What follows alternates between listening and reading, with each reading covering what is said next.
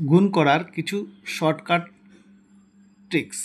যেমন আমরা যদি একই সংখ্যা থাকে এবং এককের ঘরের অঙ্ক যদি 5 হয়, তাহলে আমরা খুব ইজিলি গুণ করতে পারি। সাপোজ আমরা 25কে আমরা 25 দিয়ে গুণ করব। যদি গুণ করি তাহলে কি করব, লাস্টের এককের যে দুইটা সংখ্যা আছে সেটাকে গুণ করলে হবে 5 5 25। আমরা 25 লিখব।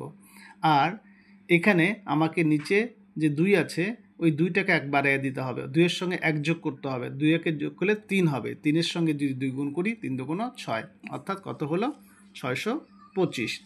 অর্থাৎ আমরা যদি 45কে 45 দিয়ে গুণ করি তাহলে গুণ করলে কত হবে 5 5 25, ঠিক আছে। 5-এর সঙ্গে 5 গুণ করলাম, এই 4টাকে 1 বাড়িয়ে 5 লিখলাম, 5কে যদি আমি 4 দিয়ে গুণ করি 4 5 20, অর্থাৎ উত্তর কত হলো 25। অর্থাৎ আমরা 45কে 45 দিয়ে যদি মাল্টিপ্লাই করি তাহলে কত হবে, বলছে 2025 অ্যান্সার হবে। তার মানে আমরা এইভাবে খুব সহজেই যে কোনো সেম সংখ্যার এককের অঙ্ক যদি 5 হয় তাহলে আমরা গুণ করতে পারি।